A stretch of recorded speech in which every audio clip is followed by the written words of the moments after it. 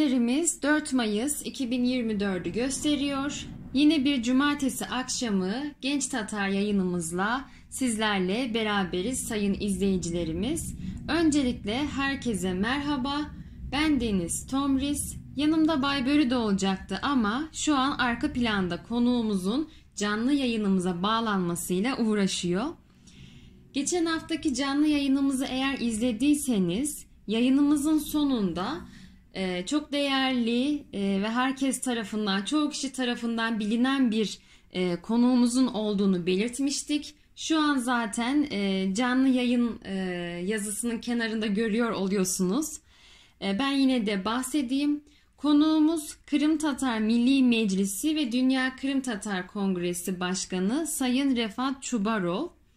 Biliyorsunuz ki 2024 yılı sürgünümüzün 80. yılı, işgalin 10. yılı ve Ukrayna-Rusya Savaşı'nda 2. yılı.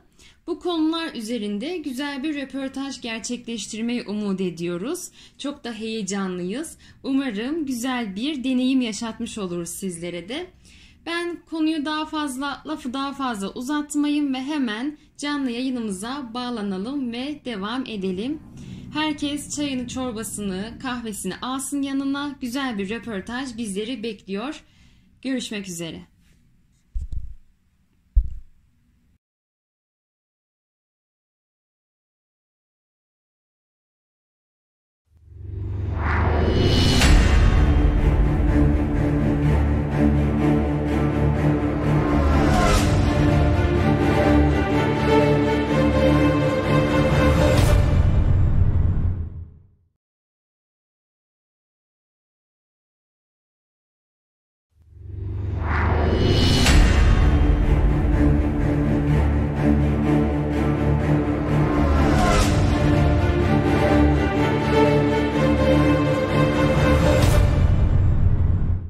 Merhabalar Genç Tatar izleyicileri. Genç Tatar'ın bu hafta 156. canlı yayınını gerçekleştireceğiz. Bu haftaki konuğumuz Kırım Tatar Milli Meclisi ve Dünya Kırım Tatar Kongresi Başkanı Sayın Refat Çubarov. Konularımız ise izleyicilerimize genel bir izlenim vermek istiyoruz. Sürgünün 80. yılı 1944 ve 2024. İşgalin 10. yılı 2014 ve 2024 ve savaşın 2. yılı 2022 ve 2024. Kırım Tatar Milli Meclisi ve Dünya Kırım Tatar Kongresi Başkanı Sayın Refat Çubarov. Genç Tatar canlı yayınına hoş geldiniz. Nasılsınız efendim? Hoş bulduk, hoş bulduk. Çok sağ olun. Davet ettiğiniz için teşekkürler. Biz çok teşekkür ederiz davetimizi kabul ettiğiniz için. Bu akşam sizinle Kırım ve Kırım'a dair konuları dinleyicilerimizle birlikte konuşacağız. Siz de eğer hazırsanız röportajımıza hemen başlayabiliriz. Tamam, başlayabiliriz de ama burada bir şeyler anlatacağım da çünkü bakınız benim Türkçem çok iyi değildir. Çünkü ana dilimizi ben ailemizde, korantamızda ana babam öğretken gibi etrafımız her bir Rus'ydı, Ukraynalılar okulda tek Rus dilindeydi. O sebepten biraz eğer bazı kelimeler biraz zor gelse affı etsinler benim. Tamamdır. O zaman ilk konu başlığımızla başlayalım agam. Sürgünün 80. yılıyla alakalı sorular soracağız size. Refat agam, sizinle ilk konuşmak istediğimiz konu 1944 sürgünlük. Önümüzdeki Mayıs ayı içerisinde sürgünün 80. yılı olacak ve kaybettiklerimizi anacağız. Bu vesileyle sürgünün 80. yıl dönümü hakkında ne söylemek istersiniz? Şimdi 80 sene evvelsi halkımıza karşı Sovyet Birliği tarafından yapılan cinayetin neticelerini, izlerini de biz bugün de çekiyoruz. Çünkü halkımızı o zaman sürgün edip 45 sene devamında sürgünlükte mecburi olarak orada kaldırdılar da ve vatanımızın dışarında işte 45 sene yaşamaya mecbur olduk. O sebepten yeni nesiller hepsi bu dünyaya sürgünlükte geldiler. O yerde doğuldular. Mesela için benim akranlarım, ben kendim, ağalarım, kardeşlerim hepimiz işte Özbekistan'da, Kazakistan'da, diğer topraklarda bu dünyaya geldik. O zaman biz sürgünlükte milletimizi mecburi bu arada tutkan zamanda Kırım'da da onlar pek çok aslı milletimizin kokusunu, izlerini yok etmek için her bir etrafını onlar berbat ettiler. Camileri yıktırdılar. Bütün çeşmeleri pislikle doldurdular ve isimleri hepsini değiştirdiler. 1944. 1948. sene arasında 1360 köyler, şehirler, kasabalar isimlerini Ruslaştırdılar. O zaman o kadar böyle düşük kişiler ki ve rejim öyleydi ki mezarlıklarını, kabristanlarını hepsini yıktırdılar. Mezarlıklar böyle kalmadı. Mezarlarımız kalmadı. İşte bu elbette milletimizin geleceğine çok böyle trajik ve zor neticeler böyle getirdi ve vatanımıza geri kayıtmak için halkımız milli davadaydı. Yüzlerle kişilerimiz Sovyet Birliği'nin hapislerine bırakılmıştı, öldürülmüştü kişiler. İşte çok sağ olsunlar ağalarımız, büyüklerimiz, onların içinde bugündeki liderimiz Mustafa Ağamız, Mustafa Kırımoğlu, Abdülcemil Kırımoğlu, işte onların bütün bu faaliyetlerine 1980. senelerin sonuna vatanımıza yeniden dönmek için fırsatlar bulunduk. Bunu o zaman devlet istemedi ama Karaman halkımız işte yollara çıkıp yolları doldurup zorluklara bakmayıp askerlerin baskınlarına dikkat etmeyip vatana yerleşmeye başladı. Şu zaman Sovyet Birliği dağıldı Allah'a şükür. Bağımsız devletler diklendi. Kırım, Ukrayna bağımsız devletinin sınırlarında bu vatana dönmek ve yerleşmek zamanda çok ağırlıkla geçti. Binlerce aileler kendileri yerleşme meselelerini çözmesi, parasız, desteksiz.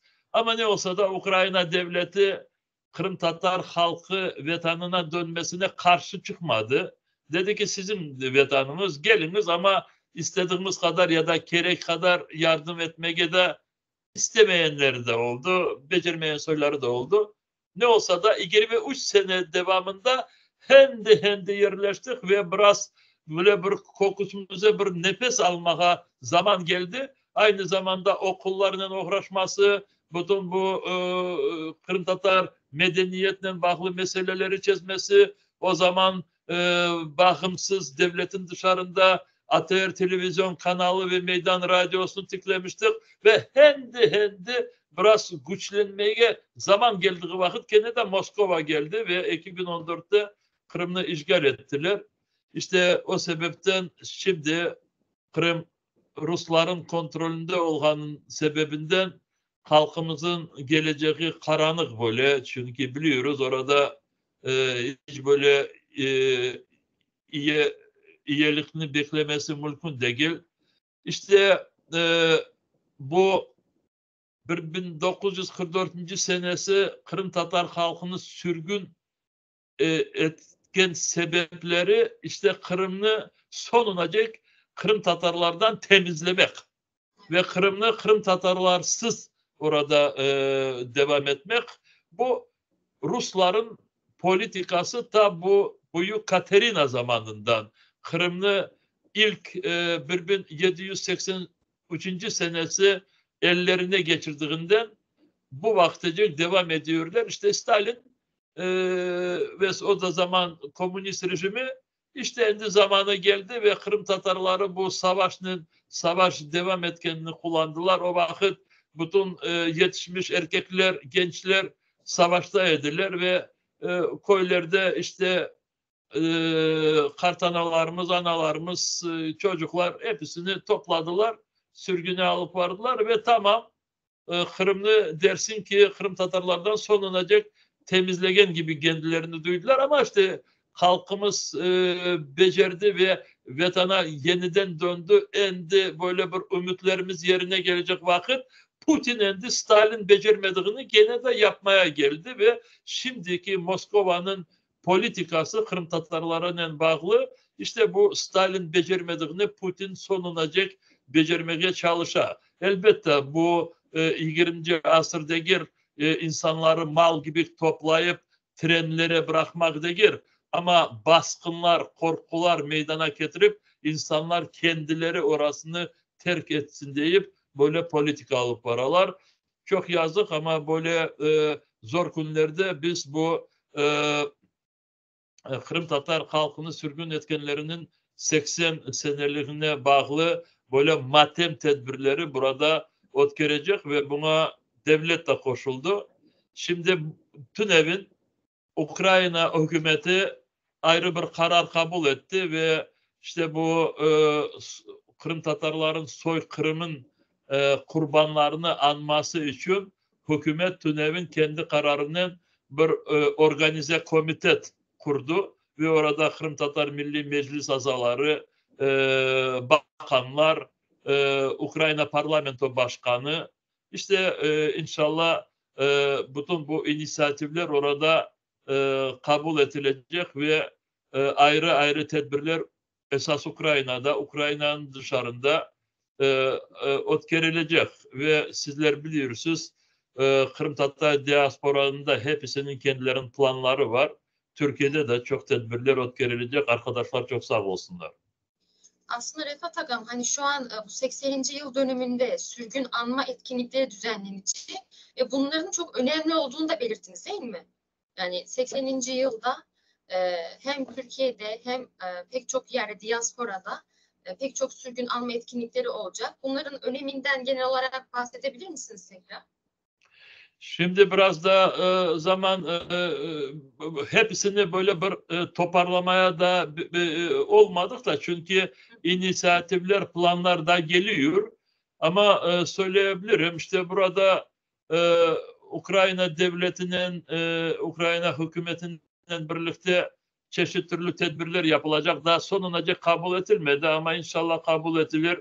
Açıklamalar olacak, sergiler olacak. Misal için bugün endi başlandı birinci tedbirler. Burada Kiev'de bu mimarların kütüphanesinde işte Kırım'ın eski eserleri, eski camiler, evlerin böyle foto resimleri, planları böyle bir sergi ötkerdik. Burada Kırım Tatar Milli Meclis tarafından da çeşitli tedbirler yapılacak. Biz onları böyle detaylı işte Mayıs ayının başında böyle açıklamalar yaparız. Söylediğimiz gibi diğer ülkelerde arkadaşlarımızın haberlerine göre misal için Almanya'da, Kanada'da, Amerika koşma devletlerinde arkadaşlarımız oradaki dernekler planlaştırırlar. Şimdi 2 saat evvelsi burada Kırım Tatar Milli Meclis'in binasında Sayın Muftimizle ve onun yardımcılarıyla böyle bir müşavere ötkerdik ve camiler tarafından nasıl tedbirler alınıp varılacak. Bizim şimdi maksadımız burada ve Ukrayna'nın dışarında yapılan bütün tedbirleri Kırım'a böyle bütün yapılganını Kırım'a göstermek ve oradaki insanlar çünkü böyle soykırım kurbanlarını adetlerimize göre anmak için orada onlara yasaklandı. Ruslar oradaki tedbirleri hepsini kontrol yapıyorlar da ve milletimiz dışarıda yapılganını görüp de işte biraz destek duysun, desteklerini görsün. Ukrayna'dan, Türkiye'den, diğer ülkelerden bu çok önemli de o sebepten bütün arkadaşlar, misal için Eskişehir'de biliyorsunuz orada genel tedbirler yapılacak, ekeller tiklenecek, toplantılar olacak. Ankara'da, İstanbul'da bunları yapılganında böyle yayın olarak dağıtmak, insanlara göstermek çok önemli. Yani Ukrayna'da yaşayan, hatta Kırım'da yaşayan Kırım Tatarları için aslında büyük bir motivasyon kaynağı olacak diasporada yapılan anma etkinlikleri. İkinci konu başlığımıza geçmek istiyorum Refat Agam. İşgalin 10. yılı 2014 ve 2024. Refat Agam, şimdi 2024 yılına baktığımızda pek çok şeyin yıl dönümü aslında. 2014'te başlayan Kırım işgalinin 10. yılı içerisinde bulunuyoruz. 10 yıllık periyot zaten şu anda ne yazık ki savaşa evrildi. 10. yıl dönümünde işgali nasıl değerlendirmemiz gerekiyor? Gerçekten de bu sene Kırım'ı işgal etken Rusya etkeni 10 sene oldu. O kadar süreceğini düşünmemiştik o vakit. Hem birisi söyleseydi böyle inanmazdık. O zaman düşünürdük ki işte bir iki ay olur, bir sene olabilir ama 4-5 sene, 4-5 yıl devam etmez. Ama işte dünya siyaseti böyle geldi ve şimdi eğer böyle çok biraz böyle genelleştirip söyleyecek olsam 2014. 2022 seneyecek 8 sene devamında Kırım azat edileceğine çok siyasetçiler böyle emin değildiler. Çünkü işte bu uluslararası meydanlarda diğer devletlerin körümlü böyle siyasetçilerin düşüncelerine göre dersin ki işte Rusya Kırım'ı eline geçirdi. Hem de barış tiklemek için bu toprak belki Rusya'ya gitsin. Ukrayna Rusya'nın bir masaya gelip bir anlaşma imzalasın. Diyeceğim Kırım Ruslardan azat edileceğine çok siyasetçiler bu dünyada böyle emin değildiler. Açıktan söylemeseler de ama düşüncelerini biz bilirdik. 24. Şubat 2022 sene ve sabahdan tüm Ukrayna'nın topraklarına ve şehirlerini, bütün bu kasabalarına sabahdan erten Ruslar roketlerle, bombalarla saldırmaya başladılar ve dünyanın da biraz gözleri açıldı desem doğru yanlış olmaz. Ve şimdi bu 10. savaşın 10. senesine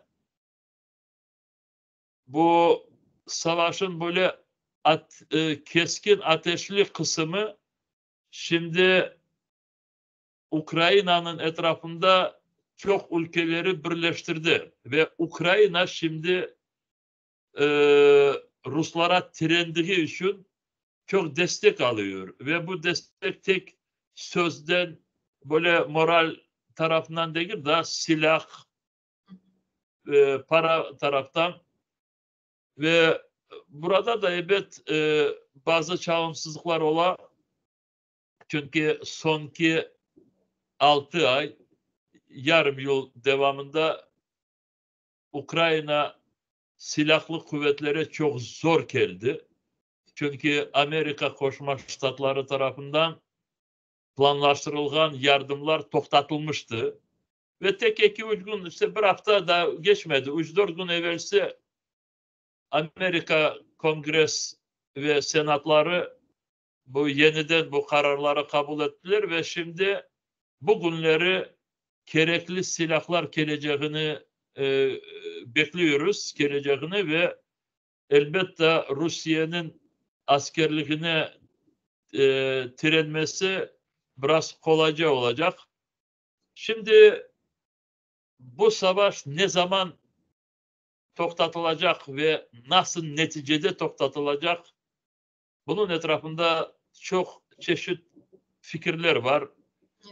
Ama bana göre işte burada böyle detaylı gene de konuşması biraz erken. Ama neyi söyleyebilirim? Burada yaşadığı sebebinden ve bu toplumu iyi bilgenim sebebinden Ukrayna halkı şimdi kendi toprağını pazarlığa çıkarmayacak. Ve şimdi dışarıdan kim ne dese desin ki barış olsun, oturmuş bir ortaya geliniz. Belki siz kendinizin bir kısmınızı Rusya'ya verirsiniz, Rusya bir adım yapar. Buradaki toplum bu o kadar facialar geçirgen sonra böyle tekliflerge hiçbir razılık göstermeyecek ve bu sebepten bazı gazeteciler ya da ekspertler işte böyle tanınmış alimler çeşit türlü kendilerin varyantlarını gösterdikleri vakit bunu çok yaxşı düşünüşleri gerek. Misal için ben Türkiye'de de bazı gazetelerin köşelerinde görem öyle yazıları. İşte dersin ki Rusya'nın uzaktan Kırım'a hakkı var. Rusya'da, Kırım'da etnik Ruslar çok yaşıyorlar. Ben böyle yazılara şaşıp kalan ve çok gerçekten de açıklanan. Neden? Çünkü ne yerde olsun ki başka ülkelerde böyle yazılar olduğu vakit onların sebepleri var. Ama Türkiye gazetelerinde Rusya taraftarları kendi fikirlerini paylaştıkları vakit ben buna hiçbir böyle razı değilim. Çünkü Kırım için kim ne söylese söylesin Türkiye'de ama birinciden onu görsün ki onu bilsin ki Kırım Tatarların toprağı. Kırım Tatarlar Türk dünyasının böyle bir önemli bir parçasıdır. Ve bizim toprağımızı Rusya'ya bağışlamak için biz birisine hak vermedik ve vermeyecek. Ve o sebepten böyle ayrı olan fikirlerge elbette biz arkadaşlarımızla karşılık göstergenlerini isterdik ve ona çağırıyoruz. Misal için şimdi Türkiye'de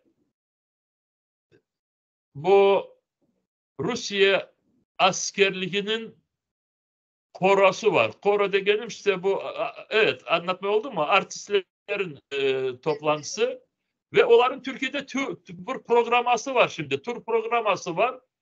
Bakınız onlar Ruslar. Kim ne söylese söylesin ama Ruslar kendilerinin hainliğinde hepsini düşünüp yapıyorlar. 18. Mayıs'ta açık konser Bursa şehrinde. Yani Bursa ben bu Kırım Tatarlar toplum olan bir şehir gibi tanıyorum. Ve 18. Mayıs'ta soykırım günü Kırım Tatarlar bütün dünyada yaş toktukları vakit, ağladıkları vakit o Ruslar orada gelip işte bir konser yapacaklar. Oradaki milleti kuvandıracaklar. 21. Mayıs'ta Antalya'da planlaştırdılar. 21. Mayıs Çerkes kardeşlerimizin soykırım günü. İşte çok dikkat olmaya gerek. Ama gene de savaşa kaytayım. Savaşa dediğim vakit burada ümitlerimiz, neden ümitlerimiz şimdi ne yerden kaynaklar böyle bunu anlatmaya isteyeceğim de. Çünkü Ukrayna şimdi tek kendisi değil.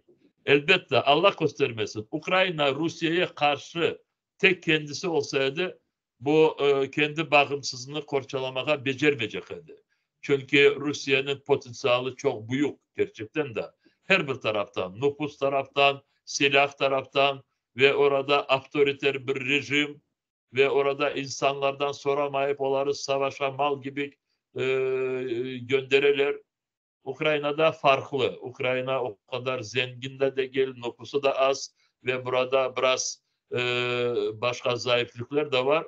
Ama dünyanın hem böyle potansiyelli ülkeler Ukrayna'nın etrafında ve burada ben ayrıca Türkiye Cumhuriyeti'nin rolünü de söylemeyi isteyeyim. O kadar önemli ki Türkiye'nin rolü ve Türkiye Ukrayna'ya böyle bir kardeş komşu ülke olarak Rus askerlerin bu Kırım'a girgenlerinden birinci gününden çok sağlam ve haklı hukuka bağlı karar aldı, pozisyon aldı.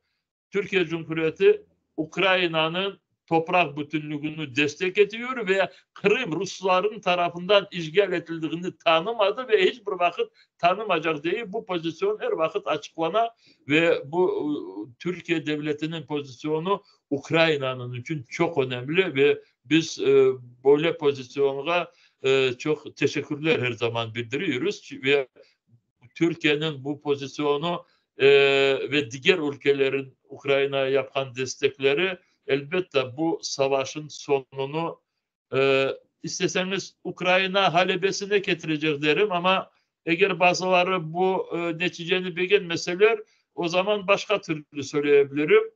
Uluslararası hukuku yeniden tiklemek için bu savaşın sonu olacak.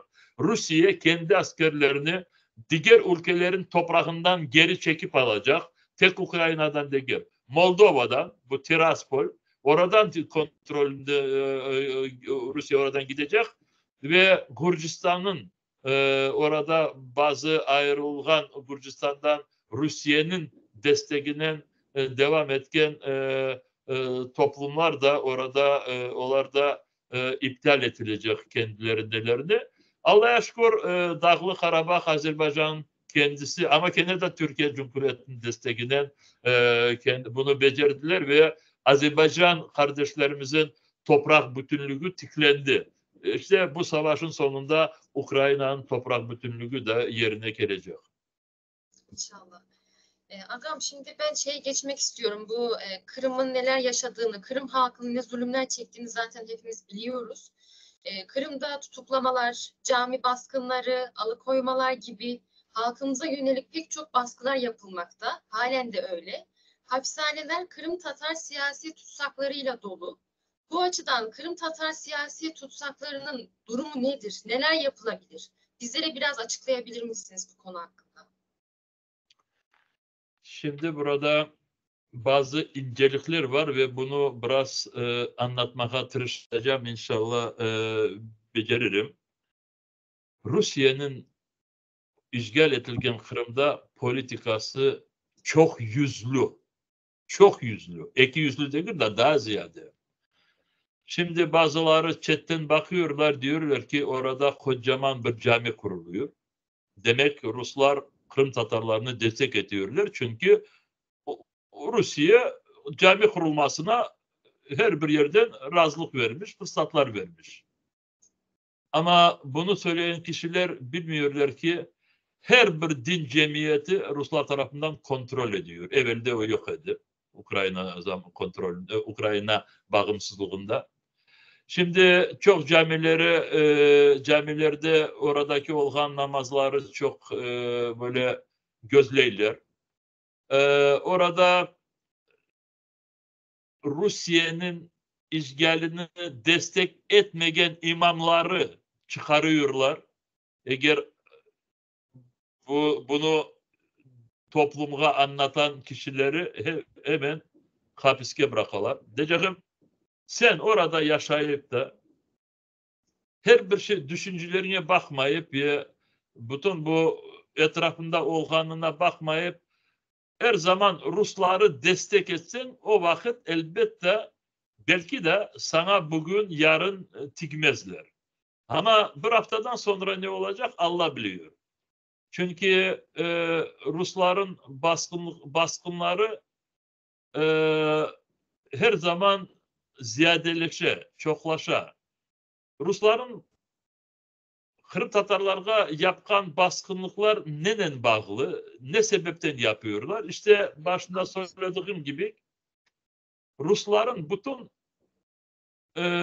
yapkanların manası işte oranı Kırım'ını, işgal edilgen Kırım'ını becerdikleri kadar Rusya'ya o kadar eklemek, bağlamak ki hiçbir zaman gelecekte onların düşüncelerinde birisi bunu ayırmaya olmasın. Ve o sebepten şimdi onlar Kırım Yarımada'da Rusya işgalini içinden böyle destek etmeyen kişilerini Kırım'dan temizlemeye tırışarlar.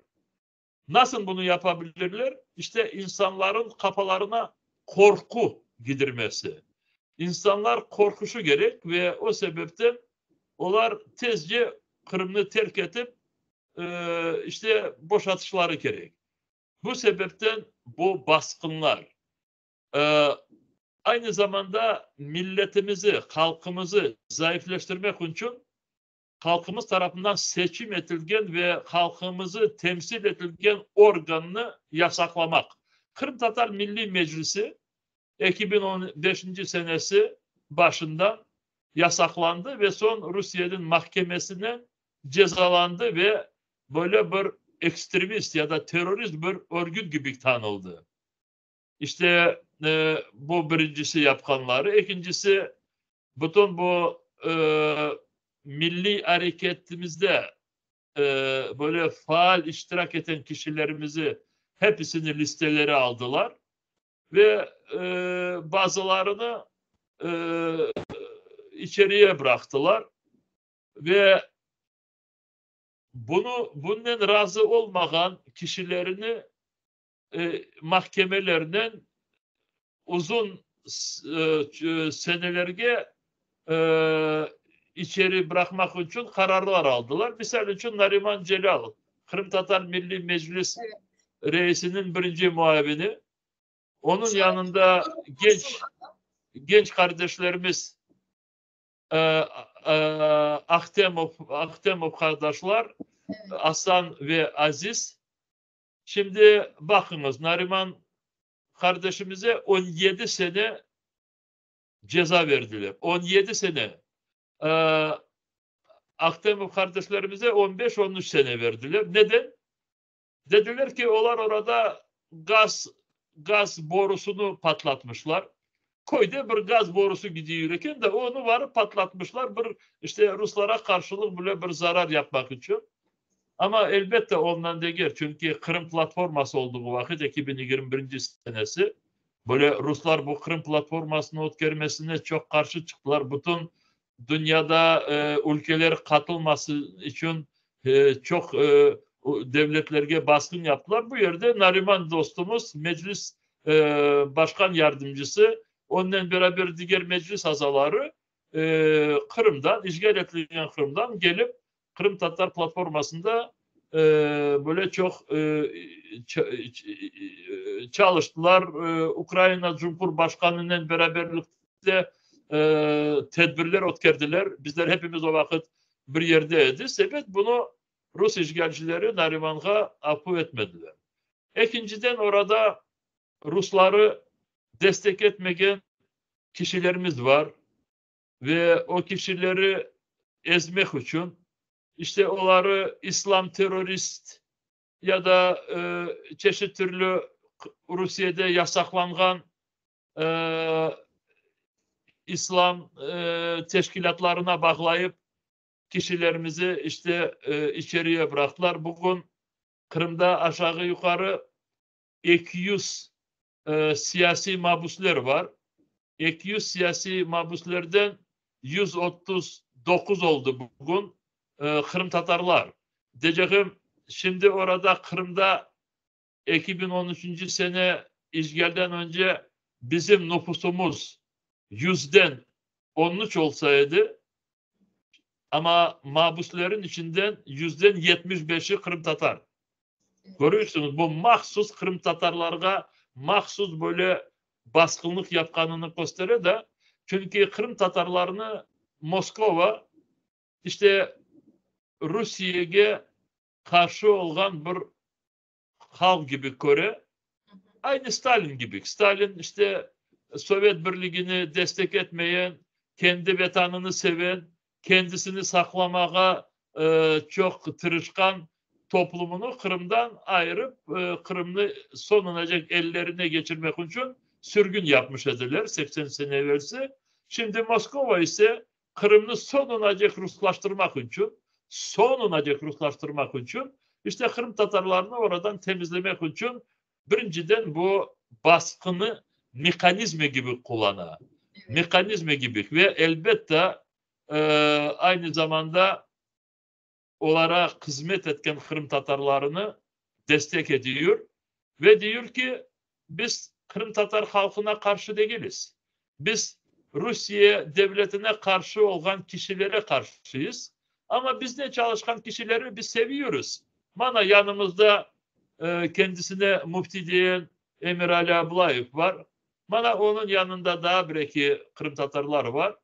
Ama onu bilmek gerek ki Ruslara böyle çalışkan, yakınlaşkan kişilerimizin sayısı 1000 kişiden ziyade olmaz. Ama 300 bin toplum evet biraz azlandı şimdi çünkü Kırım'ı terk etmeye 10 binler kişiler oradan ayrıldılar. Ama milletimiz böyle genel olarak Rusları orada hiç destek etmedi ve destek etmeyecek. Çünkü halk Rusların ne kadar böyle sakın gizli kendilerin bazı planlarını yapsalar da ama halkımız bunu çok yaxşı anlıyor. Misal için diyor ki biz burada Kırım Tatar toplumu, Kırım Tatar halkını çok seviyoruz. Bu Kırım Tatarların vatanı. Diyorlar ki Ukrayna zamanında Kırım Tatarlar çok zorluklar çektiler. Bana biz geldik ve şimdi Kırım'da 3 devlet dili var diyorlar. Şimdi Kırım Tatar dili, Ukrayna dili, Rus dili, onların kararlarına göre devlet dili statüsü almış. Gerçekten de öyle yaptılar. Kahitte yazılmış Kırım Tatar dili, devlet dili. Ama siz Kırım'da şimdi hiçbir şirketini, hiçbir devletinin organında o Kırım'ın hükümetinde ya da Kırım'ın bakanlığında hiçbir yerde bir tane kişi Kırım Tatarca konuşkanını görmezsiniz. Neden? Çünkü mümkün değil. Tek Rus dili. Diyeceğim deklarasyon var ama gerçekte yok. Kırım Tatarların toprağı diyorlar. Aynı zamanda Rusya vatandaşlarını getirip orada yerleştiriyorlar. Şimdi 10 sene devamında 1 milyon Rus vatandaşını getirip oraya yerleştirdiler. Neden? Şimdi yarın ya da bilmeyeyim işte yarın degenin bu sözden eğer 1 seneden 2 seneden Rusya oradan mecbur olsa gitmeye gitken gibi olacak ama orada kalmak için kendi insanlarını getirip yerleştirdi. Evet. İşte nasıl size anlatayım böyle bir formula. Gitsem öyle orada kalacağım. Ve şimdi o 1 milyon kişi 300 bin toplum, Kırım Tatar toplumu orada daha 1 milyondan ziyade Ruslar var idi. 500 bin etnik Ukrayniler. Şimdi Kırım Tatarlar orada ezilmiş ve böyle parçalanmış gibi olacaklar. Ve o sebepten işte Rusların orada yapanlarını anlamak için onların söylediklerine değil de yapanlarına dikkat etmeye gerek. İşte biz her zaman buna çağırıyoruz. Her bir dışarıda olduğumuz vakitte gazetecileri, siyasetçileri diyoruz ki Moskova söylediğini dikkat ediniz. Ama onlar yapkanlığını analiz ediniz. Neden öyle yapıyorlar? Ya da Ruslar eğer böyle bir karar imzalamış olsalar, bunu ben söylememiştim, bunu eskiden söylemiştirler. Rusların bu anlaşmaları, bu mürekkep değilsiz, merekep diyoruz biz. Merekep kurumayınca anlaşma çalışabilir. Merekep kurudu mu Rusların anlaşması çalışmaz. İşte Kırım'da aynı bu prensipler şimdi yerinde. Teşekkür ederiz Refat Agam. Bu siyasi tutsaklardan ve kaçırılmalardan bahsetmiştiniz az önce. Benim aklıma da Ervin İbrahimov geldi. Ervin İbrahimov işgalin başladığı 2014'ten bu yana biliyorsunuz ki hala kayıp. Akıbeti hakkında yeni gelişmeler var mı? Rusya Ervin'i neden kaçırdı? Şimdi Ruslar Kırım'ı ellerine geçirdiğinden onlar Kırım Tatarları kontrol etmek için çeşitli türlü mekanizmler kullandılar. Birinci mekanizmleri bizlerle anlaşmak için. Nasıl anlaşmak için? İşte ben o zaman Kırım'daydım. Diğer arkadaşlar Kırım Tatar Milli Meclisi Rusya askerleri Kırım'ı eline alganlarını destek etsinler. O zaman Rusya burada haklı girgenini, haklı işgal etkenini ilan etsinler dünyaya ve biz Kırım Tatarlarının beraberlikte dost olarak devam edecek. Biz dedik ki öyle hakkımız yok. Çünkü siz soramayı buraya geldiniz. Uluslararası hukukunu her bir taraftan yıktırıp girdiniz buraya. Ve biz öyle söylesek de buna dünya inanmayacak çünkü biz söylediğimiz yalan gibi olacak. Tamam. O zaman onlar bu adımlardan vazgeçtiler ve bizi şantaj etmeye başladılar. Şantaj etmeye başladıkları işte korkutmaya. Eğer onu yapmasanız biz böyle yaparız. Bunu yapsanız biz böyle yaparız. İşte bu korkunu da biz dayandık Allah'a şükür.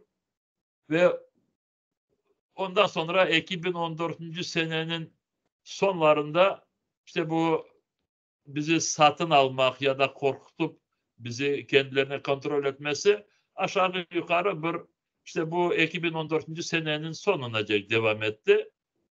Mart ayında Kırım'ı işgal ettiler. İşte bu Aralık ayları diyecek böyle çok böyle baskınlar bize yapmadılar. Ama o vakitte bazı kişilerini kaçırmış ediler. Evet. Ama 2015. senenin başında Artem Şigoz'unu yakaladılar, hapiske bıraktılar. Son diğer arkadaşlarımızla karşı mahkeme davaları açmış ediler. Meclis azalarını oradan çıkarmak için çeşitli türlü zorluklar başlamıştılar. Ervin İbrahimov işte bu Mayıs ayında 2016. senesi. Şimdi çok yanlışım ama bugünlerdeydi. 24. Mayıs mı öyle bir şeylerdi. O zaman şimdi Dünya Kongresi'ni toplantısını ötkermiştik Ankara'da 2015. senesi. Ve Ervin İbrahimov bu kongresimizin idare heyetine Kırım'dan saylanmıştı, seçim edilmişti. Ve orada koordinatör olarak o Cevdet Ağa Kurtumerov ikisi. Aslı bizim isteğimiz ve kendisi de bunu düşünmüştü. Ervin Kiev'de kalganını istemiştik. Mustafa Ağamızın yanında orada çalışmalar vardı yardımcı olarak. Ben kendim de Ervin'le laf etmiştim, konuşmuştum bu meseleni. Ve Ervin söylediğini şimdi size söyleyebilirim. O dedi, ağa dedi ya beni dedi kongreste koordinatör olarak Kırım'dan sayladılar dedi. O zaman dedi ben Kırım'a kayıtmasam nasıl olabilir? İkinciden dedi anam hastaca dedi. Anamın yanında olmaya isteyeyim dedi. İşte bu iki sebep arkadaşımıza fırsat vermedi bizim teklifimizi kabul etmeye ve evine gitti. Orada böyle Bahçesaray etrafında, Bahçesaray'ın dışarında da Ervin'i çok sever ediler. Çünkü çok böyle terbiyeli, namuslu böyle bir kişi ve Ruslar tarafından bazı karşılıklar gözledi. Haber etkenine göre arabasının ardından onu gözler ediler. işte Ruslar dikkat etmeye başlamışlar ama Erbil işte yapacağını devam etti ve bir gece onu toktatıp kaçırdılar ve bilirsiniz burada bazı kaçırılmış kişileri nasıl oldu biz onu yaxşı bilmiyoruz ama Erbil'in detaylı böyle biliyoruz çünkü siz de bunun haberiniz vardır. Onu kaçırgan yerinde bir yerde video saklandı da video kamera vardı. Ve o video kamera sessiz olsa da bütün bu Erbil'i nasıl toktattılar, nasıl onu böyle yakaladılar. Erbil biraz oradan kaçmaya tırıştı ama gene de onu tuttular orada ve bu yakalanan kişiler Rusya polis urbasında ediler olar hepsi. Ve elbette bu sonuna çıkmasına çok hareket hepsi yaptı. Orada ana babaları, arkadaşlarımız, biz buradan becerdiğimiz adımlar yaptık. Ve sonunda neticede Rusların açıklaması böyleydi. Biz biliyoruz kim yaptı. O kişi Donbas tarafına savaşa gitmiş ve o savaşta işte ölmüş. Bilmiyoruz ne yerde. İşte kendilerinden bu bu sorunu onlar kendilerinden bıraktılar. Siz soradınız neden bu kişilerimizi kaçırdılar ve Erbil de onların içinde? Milletimizi korkutmak için. Çünkü hepsinin yetişmiş çocukları var, oğlanları, kızları var. Ve birinciden bu adaletli seven ve adaletki sabırsız olan kişiler bu gençlerdir. Ve bu gençleri korkutmak için ana babalarını korkutuyorlar. İşte bakınız, balalarınızı yaxşı bak, çocuklarınızı yaxşı bakınız. Eğer onlar meydanlarda Ruslara karşı bir şeyler söyleseler, mahkemelerin yanına varıp bu siyasi mahpuslere destek etseler ya da bilmeyin bir yerde lozunglar yazsalar oğlumuzu, kızımızı balaban bele çıkacak. O zaman oğlumuzu kontrol ediniz, yapmasınlar. İşte korkutmak için. İkinci taraftan bu kaçırılan kişiler bazıları böyle siyasette de çok aktif olmayan soyları da vardı ama kendi toplumunda bu koy ya da kasaba içinde çok korumlu gençler, çok terbiyeli, namuslu ve kaçırılan kişilerde hepsi gerçekten bunu söylüyorum ki çünkü biz bunu analiz yaptık. Biz de anlamaya istedik. Neden bunlar? Ve korumlu gençlerimizi bu toplumu korkutmak için işte böyle kişilerimizi kaçırdılar da dediler ki böyle çocukları kaçırgan son sizin ballarınızı ondan da ziyade kaçırırız. İstediler korantalar bir taraftan çocuklarını aktif olmasına yollar kapatsınlar. İkinciden en iyisi çocuklarını alsınlar ve beraberlikte Kırım'ı terk etsinler, gitsinler. Ve çok kişiler çocuklarını böyle kurtarmak için Kırım'dan çıkmaya mecbur oldular. İşte böyle kişilerimiz onlarca 34'ten ziyade şimdi yanlışmasam ve elbette bir zaman gelir bütün bu gerçeğini biliriz ama çok yazık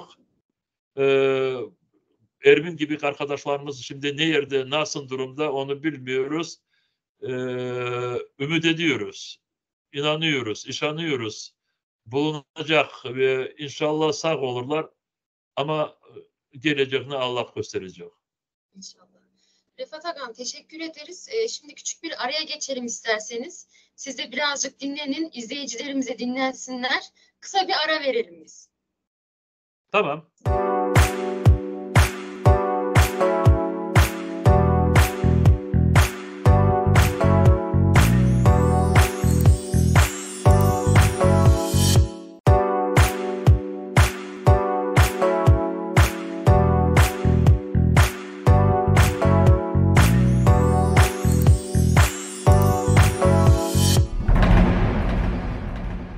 Biz unutmadık, biz unutmayacağız. Facia, facia, unutulmayacak, bizlerini kabul etti bu mukaddes toprak. Facia, facia, unutulmayacak, hatıra, hatıra kalacak. Facia, facia, unutulmayacak, bizlerini kabul etti bu mukaddes toprak. Facia, facia, unutulmayacak, hatıra, hatıra kalacak. Sürgünlü kurbanlarını anmak borcumuz. Halkımızın vekilleri koşulunuz, koşulunuz. Men aytam da bir kere bu matem gününü unutmayık. Bu yerde tarihimizden baklı kara gün hatırlana. Din boyunca ebed ibadetler yapıla. Yapılmak da gerek, hatırlamak gerek. Sence koşul, koşul, koşul. Aramızda yaşlar, büyükler hem de kartlar. Onlarga büyük hürmet, sağ olsunlar. Bunu da bil, baba dedeler aytkan sözlerini hiçbir vakit unutmam. Aman amansa 4 editan vakıtı. Mayıs'ın 18'i kara tarih olup kaldı. 70 yıl evvelsi olgan vakıya unutulmadı, unutulmayacak bu facia. Facia, facia, unutulmayacak, bizlerini kabul etti bu mukaddes toprak. Facia, facia, unutulmayacak, hatıra, hatıra kalacak. Facia, facia, unutulmayacak, bizlerini kabul etti bu mukaddes toprak. Facia, facia, unutulmayacak, hatıra, hatıra kalacak. Biz unutmadık, biz unutmayacağız. Emin ol biz unuturmayacağız. Sürgünlükte kurban olgan atalarımızga ve onların ruhlarına El Fatiha.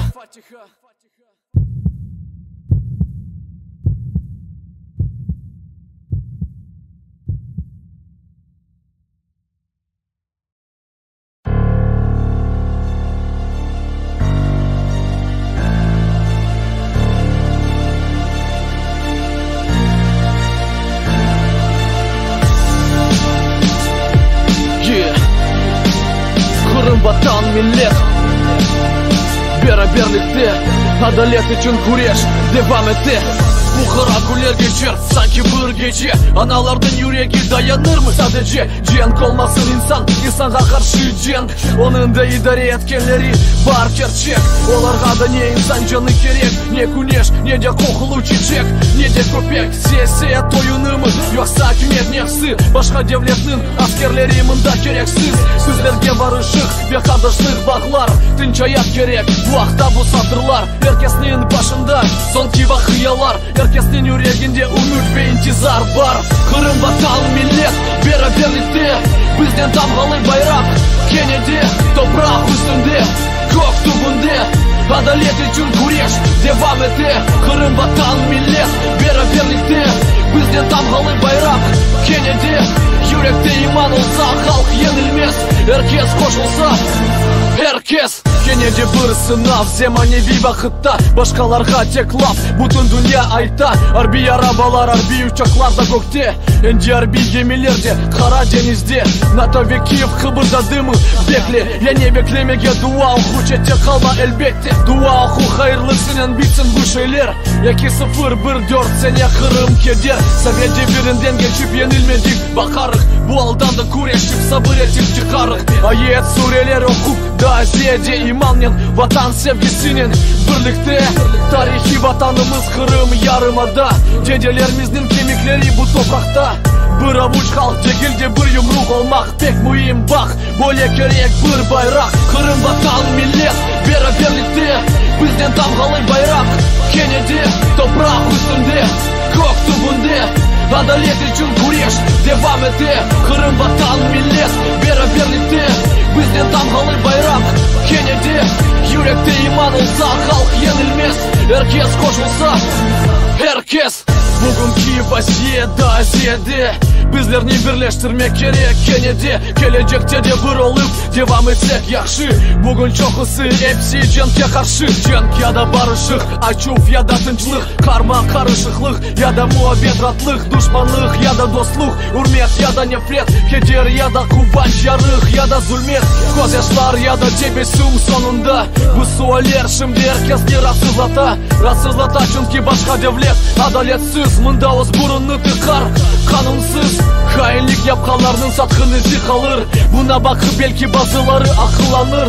Halk arasında kavga da var gerek mi aksini? Hikmetle yaşayık bir nefeste. Kırım vatan millet beraberlikte, Bizden damgalı bayrak Kennedy toprak üstünde Kök tubunda Adalet için kureş devam etti Kırım vatan millet beraberlikte Bizden damgalı bayrak Kennedy Yürekte iman olsa halk yenilmez Herkes koşulsa herkes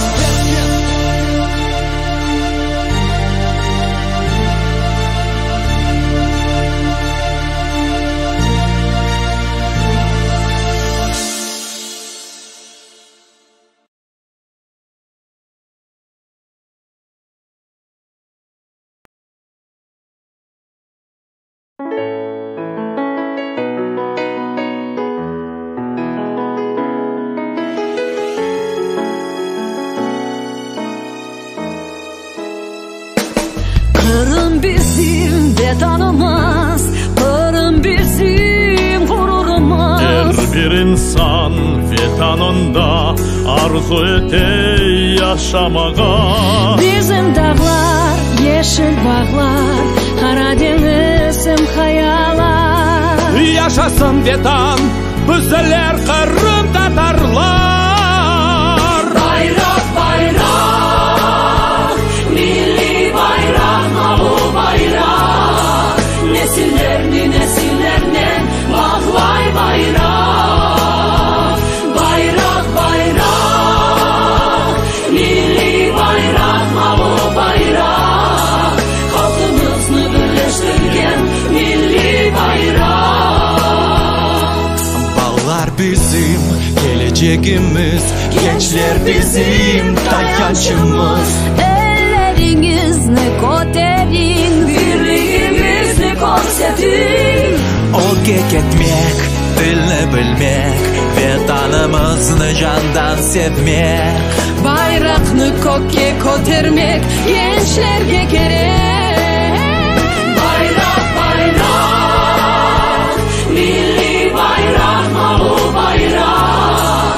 Nesillerni nesillerine bağlay bayrak.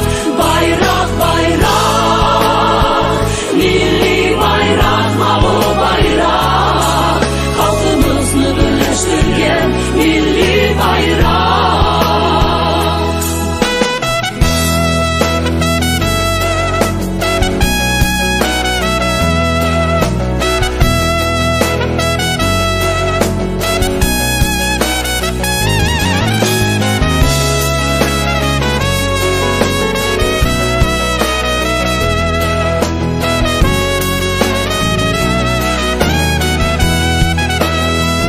Bayrak bayrak, milli bayrak, mavi bayrak. Nesillerni nesillerine bağlay bayrak. Bayrak bayrak, milli bayrak, mavi bayrak. Halkımızı birleştirgen milli bayrak. Halkımızı birleştirgen milli bayrak. Vatan, Kırım, millet, mavi bayrak.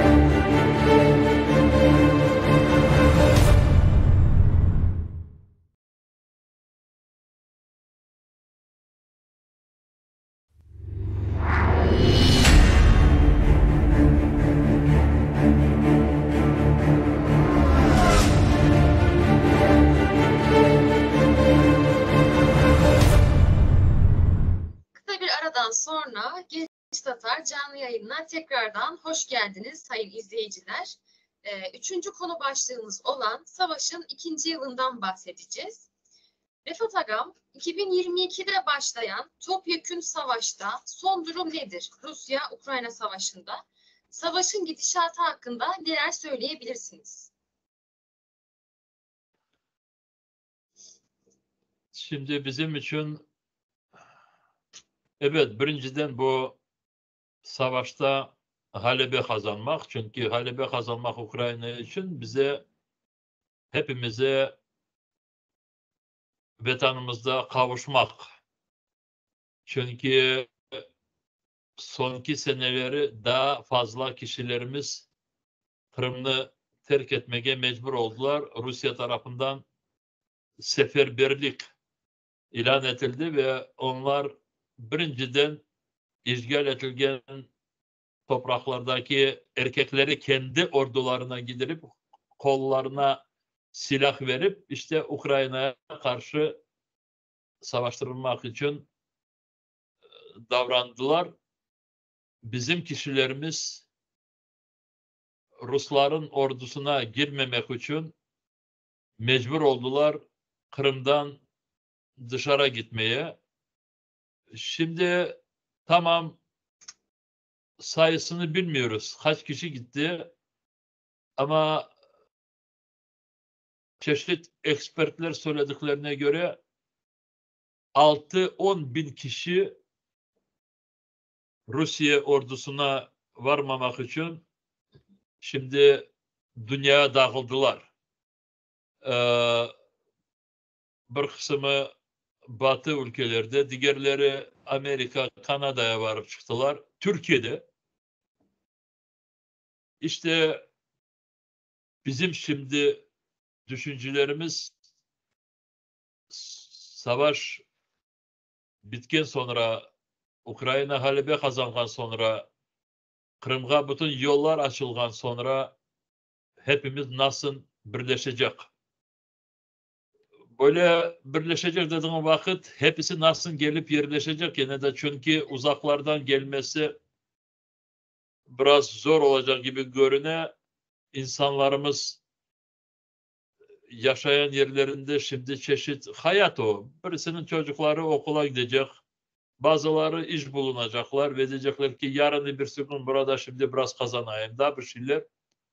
Şimdi bu vatanperver duyguları unutulmayışı gerek. İnşallah beceririz bunu da. Eğer Allah göstermesin burada bunlarını becermese bu dedelerimiz, babalarımız vasiyetini biz o zaman yerine getirmeyecek. Çünkü biz ne kadar uzaklarda doğulmuş olsak da ama babalarımız, dedelerimiz bizi öyle terbiyeledi ki kendi toprağında olmasam geleceğim yok deyip işte biz bunu şimdi düşünüyoruz ve bunun etrafında çalışıyoruz. Bu birincisi. İkincisi tamam Kırım azat edildi. Biz de orada hepimiz toplandık. Kırım'ın geleceği ne? Eskideki gibi devam edecek mi? Kırım Tatar halkının hakkı nasıl tiklenecek orada? İşte bunun etrafında burada bütün bu Kırım Tatar Milli Meclis'in faaliyetinde bu hem ciddi ve önemli çözülmeye çalışkan meselelerimiz, problemalarımız. Ukrayna'da 2021 senesi Ukrayna'daki Tamirli Halklar diyen bir kanun kabul edildi ve Ukrayna sınırlarında üç halk, Tamirli halk statüsü üç halka verildi, tanıldı. Kırım Tatarlar, Karaylar ve Kırımçaklar. Hepsi Kırım'dan. Diyeceğim Ukrayna'daki Tamirli halklar hepsi Kırım Yarımadası'nda. Bu çok bizim için yeni böyle fırsatlar verir. Ve bu kanunda bu tek tanımak için değil. Burada işte Tamirli halkların hakları Ukrayna'da tiklenmesine maddeler var. Bu maddeleri yerine getirmeye gerek. Kırım Yarımadası'nın statüsü muhtariyet, avtonomi olarak saklanışı gerek. Ama bugündeki bu Rusların hoşuna giden autonomi değil de Kırım Tatar halkının hakkına esaslangan muhtariyet Ukrayna kanunlarına ve uluslararası hukuka göre Kırım'ın özelliği tek Kırım Tatarı halkının hakkına bağlıdır. Başka toplumların hakkı orada yok muhtariyet istemeye. O sebepten işte burada gerekli denişmeler Ukrayna Anayasası'na gidirmeye gerek olacak. Ukrayna Anayasası'nın maddelerine göre savaş devamında anayasaya denişmeler giderilmez. Yasak. Ama biz bu denişmeleri hazırladık. Burada bir komisyon çalıştı. Ukrayna Cumhurbaşkanı'nın emrinin Ukrayna Anayasa Komisyonu vardı ve o komisyona Kırım Tatar Milli Meclis azaları da giderilmişti ve geçen seneleri biz bütün bu denişmeleri hazırladık ve inşallah Ukrayna Anayasası'na bu denişmeleri gidirmeye beceririz. Maksat nedir? Şimdi gene de burada isimler çok önemli, kelimeler çok önemli ama bu mekanizmler tiklemesi birinci sırada oluşu gerek. Çünkü Kırım Tatar muhtariyeti dediğimiz vakit tek bu tablo değil. Tablo olsa orada faydası yok onun. Burada öyle bir hukuk mekanizmleri gidirmesi ki bizler kendi toprakımızda azınlıkta olup da ama haklarımızı korçalamaya mekanizmler olsun ve gücümüz yetsin. İşte temsilcilik meselesi, seçimler meselesi. Nasıl Kırım Tatarlar bu yerli parlamentoya ya belediyelerin meclislerine nasıl temsilciler sayılacaklar? Kararlar kabul edildiği vakit Kırım Tatar Tamırlı halkın hakları nasıl korçalanacak?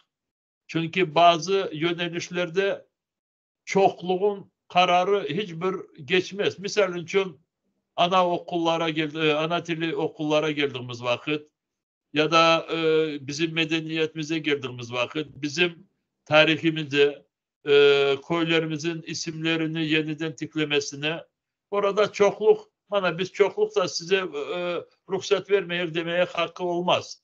Ama bunları hepsini hukukta göstermeye gerek. İşte bu çok önemli ve yeni problemalarımızdan, yeni sorulardan söyledim evvelde. Ruslar şimdi 10 sene devamında oraya 1 milyon kendi vatandaşlarını getirip yerleştirdiler. Bizim bugün pozisyonumuz ve biz bunu yerine getirmek için davranıyoruz. O yeniden gelip yerleşken kişiler oradan gidişleri gerek. Biz buna hiçbir elde ruhsat vermeyecek. Çünkü orada Rusları çoklaştırıp da Rusların iradeleri bizim geleceğimizi bütün yollarını kapatmasına öyle olmaz. İşte ama aynı zamanda Kırım'ın geleceği tek Kırım Tatarların isteklerine, beklediklerine bağlı olmayışı gerek. Şimdi sonki seneleri biz çeşit türlü uluslararası meydanlarda Kırım'da konuştuğumuz vakit Kırım'ın geleceğine diğer ülkelerinin dikkatini de çekmeye çalışıyoruz. Misal için Avrupa Parlamentosu'nun Ukrayna'ya bağlı bir kararında geçen seneleri, 2 sene evvelsi orada ayrı bir madde giderildi. 62. madde edelim. İşte Ukrayna konseyine aza olmasına hazırlıklar alıp varılmasına Avrupa Parlamentosu bir sürü böyle recommendation, teklifler hazırladı ve onların içinde bu 62. maddede Kırım Tatarların Kırım Yarımadası'nda muhtariyeti kurulsun deyip böyle açıklama yapıldı. İşte biz başka ülkelerden de destekler almaya buna çalışıyoruz. Misal için geçen haftada Birleşmiş Milletler yanında Tamırlı Halkların Daima Forumu, her sene ötkerilgen forumu ötkerilmişti. Orada da bütün bizim açıklamalarımız Kırım'ın geleceği, Kırım Tatar halkının geleceğine bağlı oluşu gerek ve bu iki mesele birbirinden hiç ayrılmayışı gerek olacağını orada açıklamalar yaptık, bildirdik. Agam soracağım. Siz Birleşmiş Milletler'e az önce de söylediniz zaten. Birkaç gün öncesine gitmiştiniz. Orada peki nasıl karşılandınız? Sizi nasıl karşıladılar? Şimdi Kırım Tatar halkının ismi dünyada çok yaxşı öğrenildi. Yazıklar olsun facianın bağlı öğrenildi ama öğrenildi. Eğer evvelden çok yerlerde Kırım nerede olduğunu bilmezesi edilir ya da Kırım'da böyle bir halk olduğunu hiç farkında olmaz edilir. Ama şimdi elbette 2014. seneden bunu çok yaxşı öğrendiler ve birinciden öğrendiklerinin sebebi Kırım Tatarlar kendi vatanına böyle sahip olmaya davrandıkları sebebinden, milli davamızın sebebinden ve bu protestolar, Kırım Tatar Milli Meclisi'nin faaliyeti, Kırım Tatar Dünya Kongresi'nin faaliyeti, diasporamızın çok sağ olsunlar çalışmalarına göre ve bu böyle tanıdıklarını elbette bize hiçbir vakit azlaştırmaya elde çare inşallah hiç olmasın öyle de her zaman böyle yüksek şekilde ismimizi bildiklerini bizler devam edeyik. Bu birincisi söylemeyi istedim. İkinciden elbette orada Tamırlı halklar toplandığı sebebinden tek Rusya savaşını anlatmak değil de Rusya-Ukrayna savaşında dünyaya yeniden çok peyda olan riskleri ya da korkuları anlatmak çalıştık. Misal için Rusya kendi ordusuna Rusya'daki yaşayan Tamırlı halkların erkeklerini askeri yapıp Ukrayna'ya savaşa gönderiyor. Evet. Diyeceğim Rusya Moskova dediğimiz vakit birinciden askerliğe Tamırlı halkların ve Türk halklarının erkeklerini askerliğe alıp onlardan tezce kendilerini boşaltmaya çalışıyor. Burada Moskova bir savaşta 2-3 kendisinin amacını yerine getirmeye çalışıyor. İşte Türk ve Tamırlı halklarını daha ziyade zayıfleştirmek, onları daha çok kontrolüne almak ve onları Ukrayna halkının gözünde düşman göstermek. Ve sağ olsun orada bu Tamırlı Halkların Forumu'nda Buryatların temsilcisi birisi bir hanım bunu çok yaxşı, bizler bunu söyledik. O da yaxşı bunu söyledi. Evet Rusların hoşuna bu gitmedi ve bu hanım şimdi anladığıma göre Rusya'ya kayıtmadı ve kayıtmayacak çünkü orada böyle bir gerçek açıklama yapan son Rusya'ya gelse orada onu hapiste bırakırlar. İşte biz Kırım Tatar Milli Meclisi olarak bu her sene New York'ta Birleşmiş Milletler Teşkilatı'nın yanında ötkerilgen Tamırlı Halkların Forumu'nda iştirak ediyoruz. Ama sonki bu 10 sene devamında bizim iyetimizin orada olması, çıkışları daha çok önemli oldu ve sağ olsunlar arkadaşlarımız bunu beceriyorlar. Bu sene ben de Kırım Tatar Milli Meclis Reisi olarak arkadaşlarla birlikte vardık ve oradaki çalışmalarımız inşallah faydalı olur deyip ümit ediyoruz. İnşallah agam. Az önce bu Rusya'nın yapmış olduğu işte Kırım Tatarlarını alarak aslında Tatarlarını zorla askeriye almaya başladılar, çalıştılar bundan bir yıl önce. Ve biz şöyle bir şey duyumsuyoruz. Rusya'nın yeniden seferberlik ilan edeceğine dair iddialar bulunmakta. Ya buna göre Rusya yeniden seferberlik ilanı ile yani bunu yapar mı? Tekrar karşılaşabilir miyiz böyle bir durumla? Şimdi Ruslar çeşit farklı mekanizmleri kullanırlar.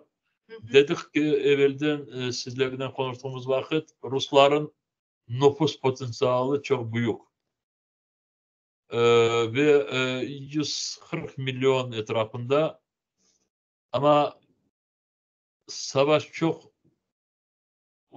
uzatıldı ki ve oradaki da toplum ende anlıyor ne kadar bu adaletsiz olduğunu ve o sebepten evveldeki gibi geçken seneleri Ruslar kendi askerliklerini bu silahlı kuvvetlerini doldurmak için onlar paranın çok böyle askerliğe alır ediler ve verilen paralar da o kadar o Rusya'nın durumuna göre çok böyle büyük maaşlar ki insanlar çoksu aldanıp paraya askerliğe kendi isteklerine varır ediler.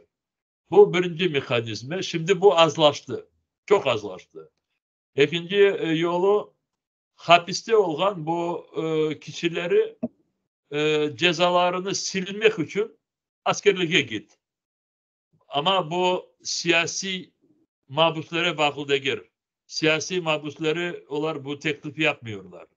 Tek bu kriminal, işte bu çeşit cinayetçilere teklif edilir. Burada da 10 binlerce askerler onlar bulundular. Bu mekanizma da şimdi azlaştı. O sebepten seferberlikle geçmeye başladılar. Geçen senesi 2020 iki sene evvelsi, yani 1,5 sene evvelsi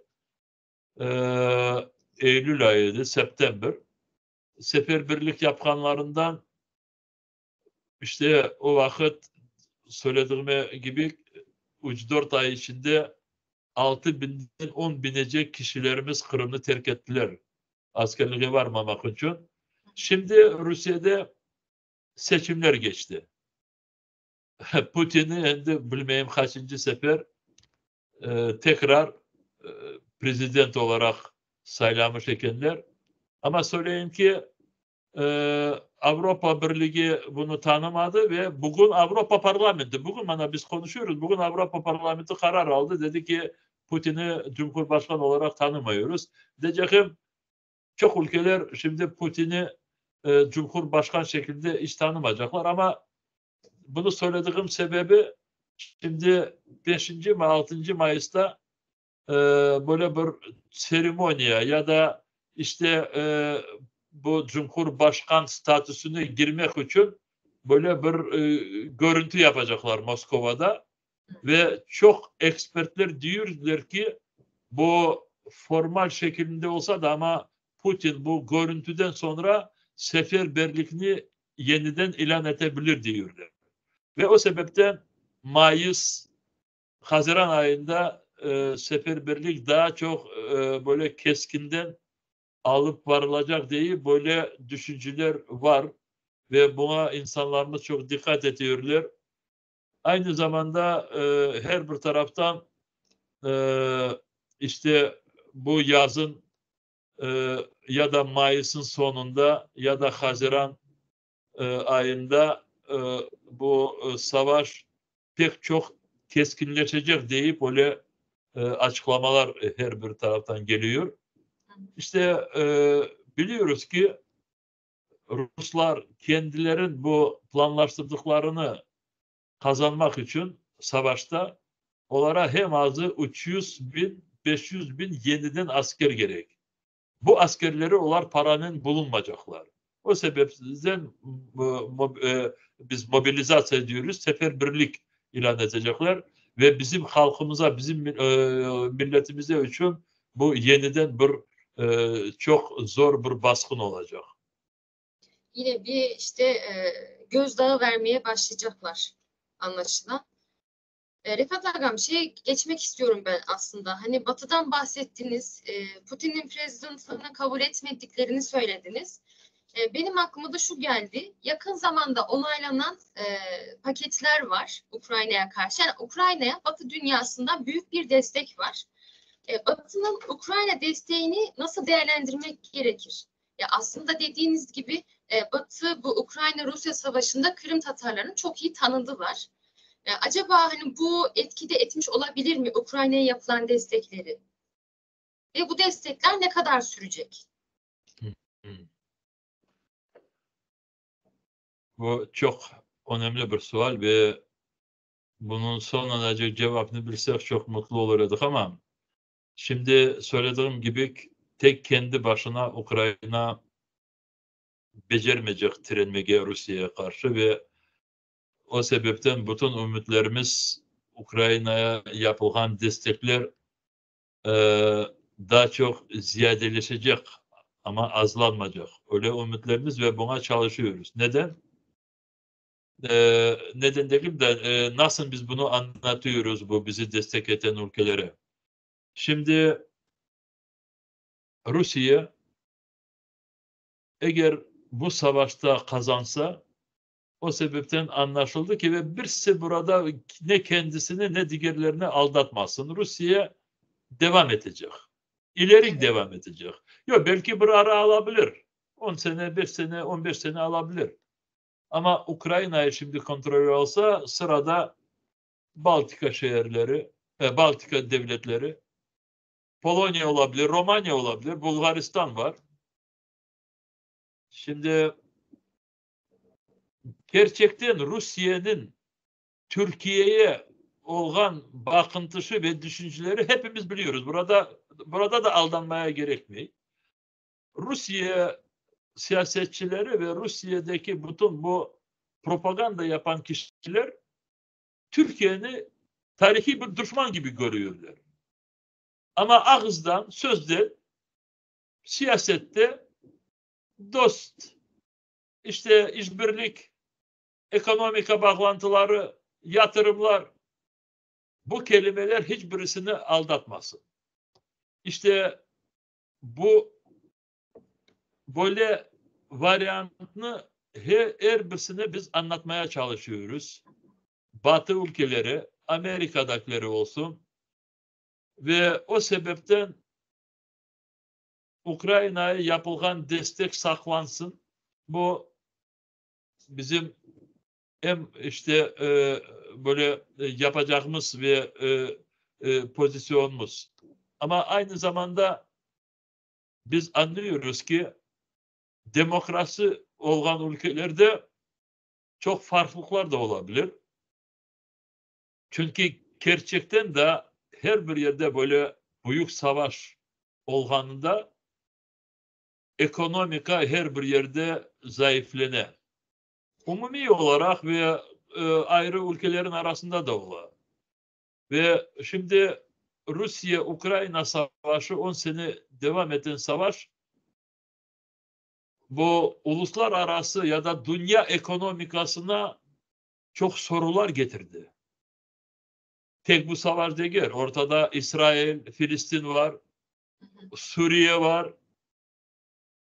Daha başka Tayvan orada kendi sırasını bekliyor. Ama biz şimdi Rusya-Ukrayna savaşını konuşuyoruz. Ve bazı ülkelerde yeniden seçim edilen siyasetçiler diyorlar ki ülkemizin ekonomikasını sağlamlaştırmak için Rusya'nın dost olayıq. Rusya'nın potansiyeli büyük. Orada doğal kaynaklar pek çok. Gaz, petrol, her bir şey, ağaçlar, her bir şey. Rusya şimdi bütün bu kendi potansiyelini kullanmak için Rusya'nı destek etken devletlere satkan mallarını çok ucuz satıyor. Şimdi misal için Macaristan ya da Sırbistan, Sırblar Onlar şimdi biraz kendilerini Putin'e dost gibi gösterdiklerinden onlara gaz olsun, diğer mallar olsun böyle yakşı fiyatlarla gidiyor. Ucuz. Ya da şimdi Slovenya biraz Putin'den oyunlar alıp varmaya başladı. Şimdi bu taktik meseleleri, bugündeki meseleler. Ama bugün biraz kendilerine, ülkelerine, ayrı ülkelerine böyle bir yakşılık yapmasından yarın öbürsü gün daha çok başlarına büyük zorluklar geleceğini düşünmeyen siyasetçiler, popülistler. Şimdi popülistler biraz eğer kendi ülkelerinde ziyade seçimlerden kazansalar Rusya'ya biraz yeni fırsatlar verebilirler. O sebepten buna da çok dikkat etmeye gerek. Şimdi Amerika'da seçimlerde Trump'ı bekliyoruz. Bekliyoruz derken biz beklemiyoruz ama Trump geleceği çok büyük şansı var. Moskova bunu bekliyor. Bir taraftan biraz korkuları da var. Çünkü Trump söylediği ve yapkanını çok farklı olabilir. Ama bugün söylediği Moskova'nın hoşuna gidiyor. Ve çünkü Biden çok Moskova'ya keskinden treni. İşte dünya çok karıştı. Çok dünya karıştı ve bu savaşın sonunu adaletle getirmesi hepimize çok zor olacak. Bunu söylemeyi istedim. Ama bu sorular adaletle çözülse dünyanın geleceği büyük bir reform, dünya reform bekliyor, değişmeler bekliyor. Birinciden uluslararası teşkilatlar. Misal için Birleşmiş Milletler Teşkilatı. Şimdi Birleşmiş Milletler Teşkilatı böyle bir klub diyoruz biz, club gibi, böyle bir işte konuşkan bir yer gibi oldu. Ama kabul edilen kararlarını yerine getirmesi hiç çaresi yok. Ya da gerçek kararları alınması mümkün değil. Çünkü bu güvenlik şurada 5 tane daima üyeleri onlar birisi veto dese, razı değilim dese tamam mesele bakıldı ama çözülmedi. O zaman Türkiye Cumhuriyeti'nin Cumhurbaşkanı, Sayın Cumhurbaşkanımız çok doğru söylediği dünya 5'ten fazla reform gerek Birleşmiş Milletler'de mutlak. Çünkü böyle dünyanın inkişafını yıktıracak gibi korkular çıktığı vakit Birleşmiş Milletler Teşkilatı gerçekli oluşu gerek ve becerikli oluşu gerek. Becerilmeyen teşkilatın faydası olmadığını görüyoruz şimdi. Bu Birleşmiş Milletler Teşkilatı. Aynı zamanda AGİT, Avrupa Güvenlik ve İşbirliği Teşkilatı. Burada bu teşkilatın aslı manası, kurulduğumuz manası işte bu kavgaları toktatmak. Ya da en dik görülgen, doğulgan kavgaları yolun başından çözmek.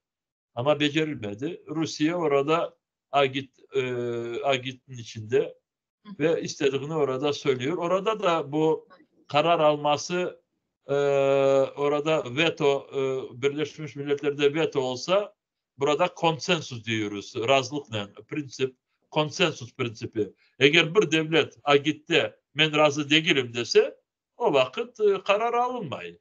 İşte onların vicdanına kalmış dünyanın gidişatı. O ülkelerin vicdanına kalmış. Evet. O zaman şimdi eğer bu savaş adaletle böyle bitse de ama dünyada reform olunmasa o zaman gene de böyle yeni savaşlar rahat peyda olacak. Şimdi bütün bu kendi isteklerini silahla, güçle çözecek bazı devletler şimdi bu savaşa çok dikkatle bakıyorlar. Şimdi mesele hukuk güçlü mü Yoksa güç birinci sırada olacak. İşte o sebepten bu savaşın sonu böyle Ukrayna'nı, Kırım Tatarlarını, Kırım'ı bilmeyen tarafları olsa böyle, ama öyle tarafların da istediklerin gerçeği bu savaş hukukla bitsin ve hukuk tarafını alsın deyip böyle düşünceler var ve işte bu yolun dünya bu zorluklardan çıksa o zaman hepimizin geleceği var gibi öyle düşünelim. İnşallah. Teşekkür ederiz Refat Agam. Sorularımızı çok güzel bir şekilde yanıtladınız. Çok teşekkürler. Bütün sorularımıza gereken cevabı sizden aldık. Çok sağ olun. Ben son olarak şunu sormak istiyorum. Genç Tatar yayını izleyen dinleyicilerimize, biz gençlere ne söylemek istersiniz en son olarak? Vay Allah, burada hiçbirisine böyle çünkü gençler şimdi o kadar akıllı ki ben söylediklerim onlar için belki biraz mod olabilir ama söylerim, bakınız. Birinciden söylediğimi hep gençlerin hepsi binlerce duymuşturlar ama ben de bunu söyleyeceğim. Çünkü biz şimdi yaşlı kişiler biraz konservatör şeklinde. Gençlerimiz çok akıllı ve o sebepten becerdikleri kadar bilgi alsınlar. Bu dünyanın bütün meselelerini çözecek akıllı ve bilgili kişiler. Ve o sebepten bizim gençlerimiz birinci sırada olanlarını isterdim. İkincisi, şimdi kendi hayatımızı Türkiye'de, vatanımızda, devletimizde becerdiğimiz kadar böyle temeli güçlü olsun, böyle tikleriniz, kurumuz ama her zaman Kırım'ı düşününüz. Yok, göçmek için demiyorum. Burada Türkiye'nin bütün faaliyetini, bütün politikasını, Türkiye'nin aslı politikası çok sağlam. Etrafındaki bütün komşu devletler dost oluşu gerek.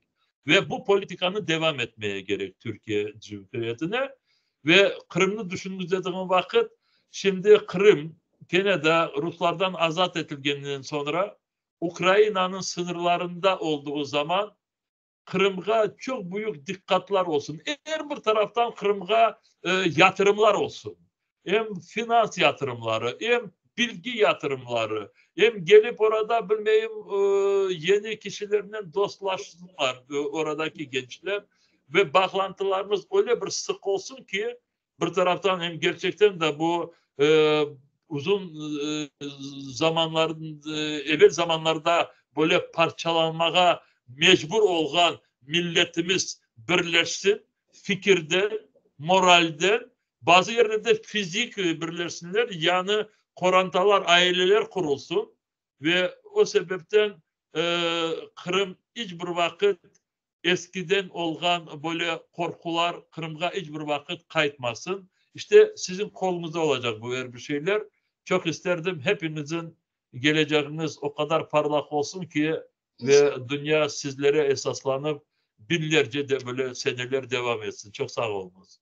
İnşallah. Çok teşekkür ederiz. Görüşme teklifimizi kabul edip iştirak ettiğiniz için çok sağ olun Refat Agam. Çok teşekkürler. Ben size teşekkür ederim. Siz gerçekten de çok memnunum. Çok sağ olunuz. Çok teşekkür ederiz. Sağ olun tekrardan.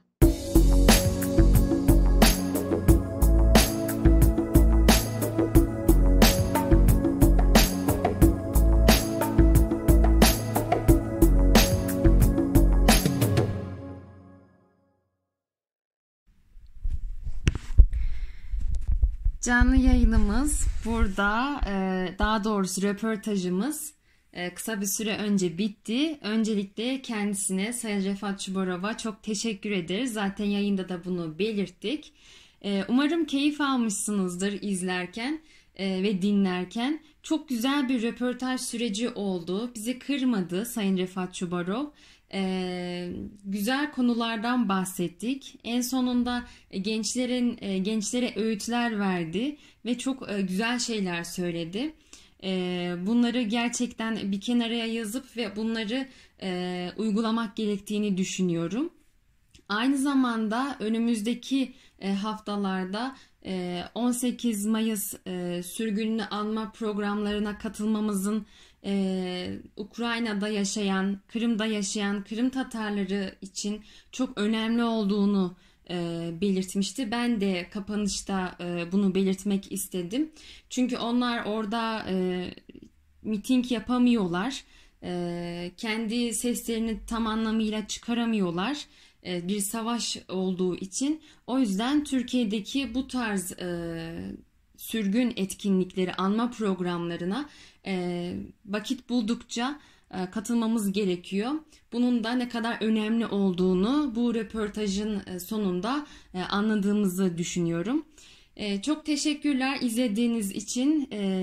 Eğer sorularınız varsa veya merak ettiğiniz konular varsa ya da röportajını yapmamızı istediğiniz bir konuk varsa aşağıda yorumlarda belirtebilirsiniz ve videolarımızı beğenmenizi çok istiyoruz. Gerçekten davamızı daha fazla insana duyurabilmek adına beğenilerinize ve yorumlarınıza ihtiyacımız var.